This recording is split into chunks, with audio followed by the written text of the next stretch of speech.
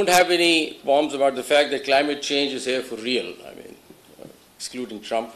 Climate change is here for real, and it is the greatest existential challenge for our generation. Climate emergency underscores the urgent need for immediate action to face and fight climate change with even greater courage, intelligence, and creativity, and confront and combat escalating impacts of climate change. In Global South, including Pakistan, we see year after year the impacts of climate change are getting more intense. Every year, hundreds of millions of people endure increasingly extreme weather events, taking away precious livelihoods and lives, from posing issues such as intense droughts, water scarcity, severe fires, rising sea levels to flooding, melting of glaciers, catastrophic storms, and declining biodiversity.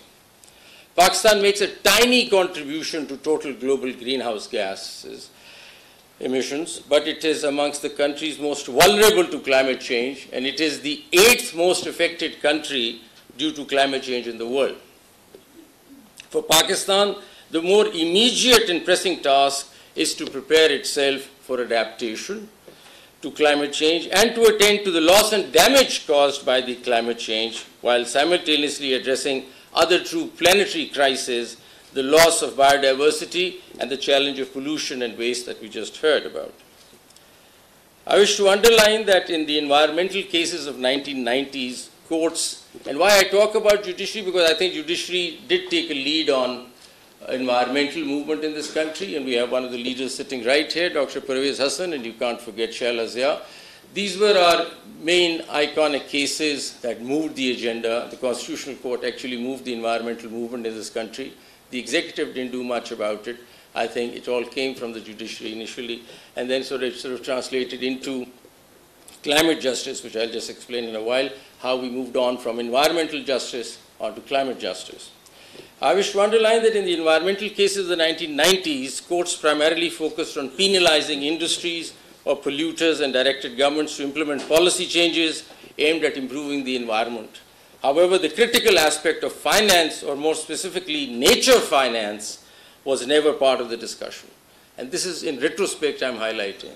The entire environmental justice movement that we had, where the polluter was in the country, scores of jurisprudential cases that have come out of Supreme Court and High Court, we never talked about who is going to implement those directions. How will they implement those directions? Other than the government or the political will, was there any finance with the government to deal with those issues? We never talked about finance, and that is something that's lacking. Today, it has become increasingly clear that without adequate financing, advancing the environmental agenda is simply not feasible. This realization has brought nature finance to the forefront of discussions, emphasizing that sustainable progress in environmental protection and climate action requires a robust financial backing. Nature finance is now recognized as a cornerstone for achieving environmental and climate goals, highlighting a critical shift in our approach to addressing these challenges. But more of this in a bit. As opposed to environmental justice, which circled around polluter, climate justice unveiled an entirely new and complex canvas for us at the courts. The challenge lies in addressing the broader and more severe macro effects of climate change, such as extreme weather events that disrupt agriculture, health, food security, urban planning, building regulations, industrial licensing, technology, human resources, human displacement, climate-induced trafficking, disaster preparedness, and public health systems.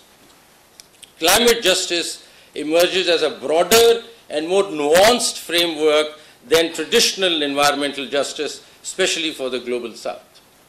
While environmental justice primarily focused on the equitable distribution of environmental benefits and burdens, climate justice encompasses health security, food security, energy security, water security, human displacement, human trafficking, and disaster management, recognize the intricate interplay between these sectors. So a judge in Pakistan who is looking at climate justice is looking at a whole different world than a judge sitting in the north looking at climate justice, because he's just looking at mitigation, which is a very linear way of looking at climate justice. But I think the scope of adjudication in Pakistan changes when you look at climate justice in the global south. So for the global south, climate justice introduced a significant shift in jurisprudence. It demanded a more sophisticated and inclusive approach to adjudication, one that accounts for multidimensional impacts of climate change across multiple sectors. This necessitates remedies that go beyond retributive measures against polluters and instead adopts restorative and rehabilitative approaches. Courts are now required to design adaptive remedies to protect the rights and dignities of communities disproportionately affected by climate change. So we have to come up with how to come up with a more resilient urban planning, how to come up with a more resilient agricultural planning, climate resilient irrigation plans. You know, this is something that we need to look at. We have a case that comes before us, does not talk about climate change. It might talk about irrigation and water scarcity, but actually you're looking at a climate change issue. There was a case that came to us that said that we want to expand the cement plant in Kalar Kahar, the DG cement case. There was nobody argued climate change in that case. They said we just want to add on, expand the cement plant in Kalar Kahar. And we said, no, Kalar Kahar is a water scarce area, and we did not allow that expansion. But hidden in that entire case was the whole concept of climate change, because it's a water scarce country. So this evolution of adaptive climate justice or adaptive jurisprudence, which just belongs to Pakistan or the global south, unlike the north, marks a pivotal moment in the legal landscape where the scope of justice is expanded to address interconnected challenges that were previously outside the purview of environmental law.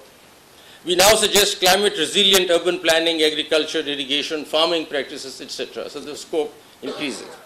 If we examine the climate jurisprudence, we see that it has been largely directional. So what have we done in the last maybe 5-7 years?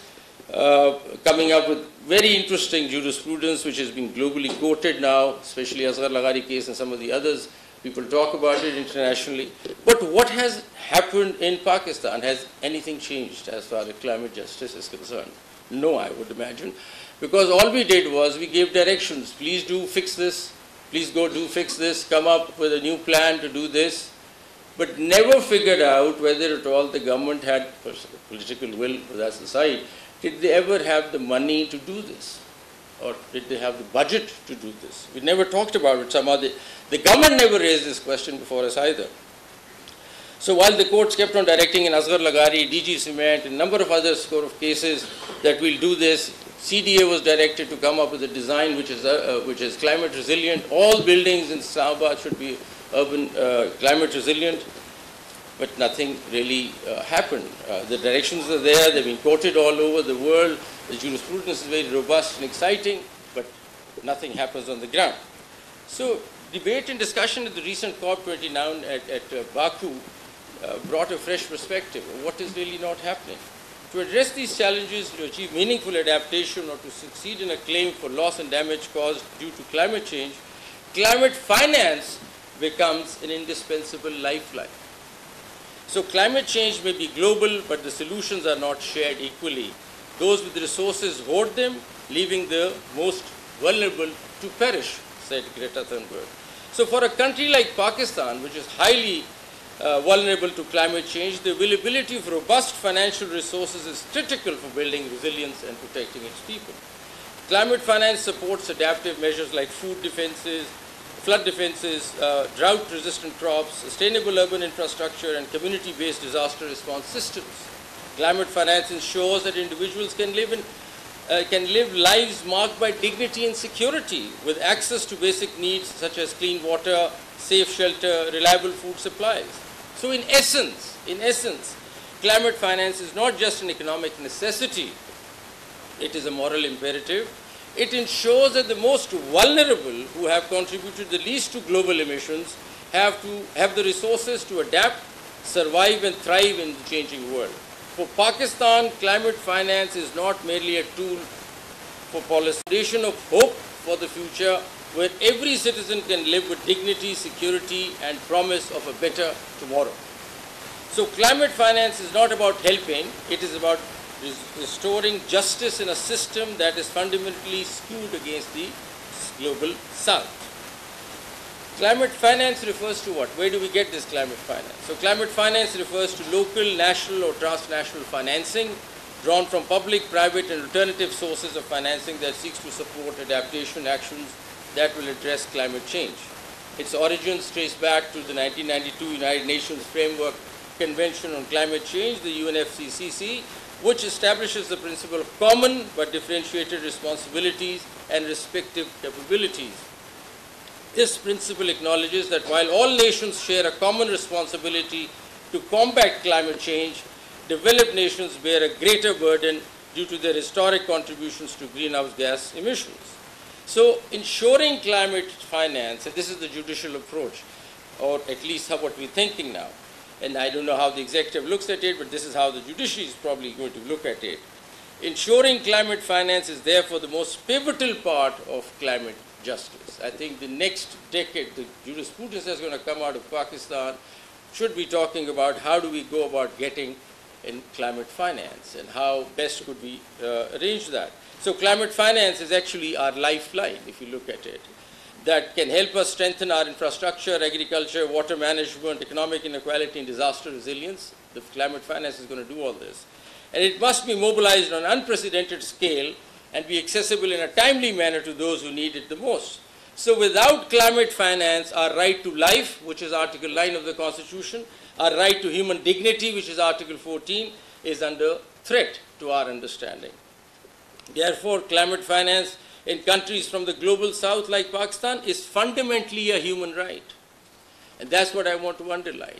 I think climate finance is the new human right, and that has to be examined and looked at in that context of climate justice, as it is essential to preserving human life and human dignity. Human dignity has a major role to play when you talk about displacement, when you're talking about your entire crops being totally destroyed, you don't know where to take your agriculture, where to go, and where to build a new livelihood. So if climate finance continues to fall short, the gap between developed and developing nations may grow, leading to what now some people term as climate apartheid, where wealthy nations protect themselves from climate impacts while poorer nations are left to bear the brunt. So where is this climate finance? And this is what I want to address and highlight. Climate finance would largely come from the global funds under the Paris Agreement. So we have the Green Climate Fund, GCF, very good, established under the UNFCCC to channel about $100 billion annually by 2020 to developing countries, as it said. Performance, they've just pledged $40 billion and far below its target. The issues, the disbursement rate is slow. Only 25% of the pledged funds have been disbursed. And I looked around and I looked at the architecture behind these funds. How do we access these funds? How do we reach out to these funds? What's the process? It's unbelievably difficult. You can't reach out to these funds. How do you go about it? How do you handle dispute settlements? How do you negotiate on this? Suppose you say our loss and damage or my adaptation budget is 20 billion and they say no, we just think it's 10 billion. How do we settle that issue? Where does the issue of climate science come in? Is the country prepared with climate science to argue and articulate a claim before these international forums? So to me, it's like truck ki batti ke piche hum lage hue hain. There is nothing that's coming our way. So I just want to highlight that this global finance that we're talking about is not actually trickling down. I mean, as a judge, I looked at, there are no procedures, there's no architecture, there's no regulatory framework on how does it actually go.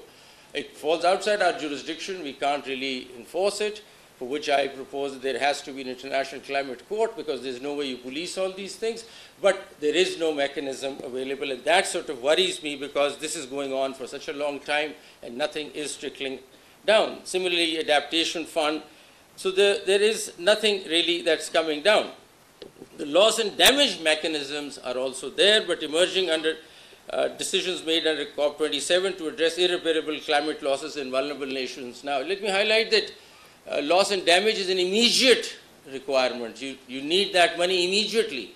We need $20 billion to fix the flood issue. You see, so that's the money that you require immediately, whereas adaptation could be slightly more continuous, slightly long-term, but loss and damage is an immediate requirement, but nothing is actually coming our way. So as far as loss and damage is concerned, implementation is still in its infancy with no clear funding architecture or substantial disbursements. highly politicized with donor countries resisting mandatory contributions. So challenges in accessing global climate funds, there are bureaucratic hurdles.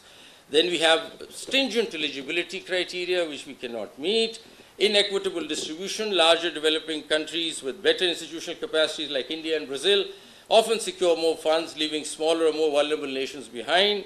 Small island developing states as IDS and LDCs receive minimal funds despite being the most vulnerable. So power imbalance also, decision making in global funds is often dominated by donor countries with limited input from the recipient nations. So this goes on, and there's a slow disbursement rate as we look at it. But that worries me. See, there's also a political resistance to this. What has been the response of the government? Well, I think they did put up a good show at Baku, and I think the current advisor to the Ministry of Climate Change, Mrs. Rumina Khalid, is trying to do as much as she can, and I compliment her efforts. But, you know, there is nothing much that comes out. And I look at their official statement, and they say, we've just finalized the National Climate Finance Strategy. Very good. Where is it? What is it? I haven't seen it. It's just being finalized somewhere. So, and they say that we've applied, we've made applications to the Green Fund. Nobody gives a figure as to what money has actually come to Pakistan against it. And they keep referring to figures, and I don't want to bother you with those. It talks about a number of figures, but nothing really clearly shows what's the amount that has actually come to Pakistan. So this goes on. So what do we do then? We could have some other options also. Okay. Actually, I'm not used to this in the courts, but not part of my structure, so nobody tells me how much to see, but I'll just shut up in just a while. No, so I'll just cut through this, but some of the initiatives that the government wants to take is to reach out to the vulnerable 20. V20 as is, and we're trying to come up with a coalition of judges in the V20 countries and see if we can come up with a strategy on climate justice and see what climate diplomacy can go into it and see. But let me just quickly now, considering that I just have 5 minutes, I thought we could rely on alternative sources of Islamic finance. That's another big area, and there are a number of areas that you can go into that and see if we can raise money through Islamic finance, carbon markets. All of this is still in discussions. Nothing has really come through. Maybe some other Islamic countries have done this, but we haven't reached out and done that yet. So I just want to then quickly, as a conclusion, see as to what the approach of the judiciary is going to be as to what we can do about all this, because otherwise, the climate finance, as far as the executive and the government is concerned, I see that still there is no money. As I said, there could be domestic, you can raise money domestically through private players like the carbon markets. We could have the Islamic finance going. Let me also tell you that the Climate Finance Act 2017 talks about climate fund. And recently at the Supreme Court, we took up this case, earlier took up this case under the Constitutional Bench, to which I'm not yet a party. So now the new Constitutional Bench will look at it, but we're talking about there is no authority. The law came out in 2017. We're sitting in 2024.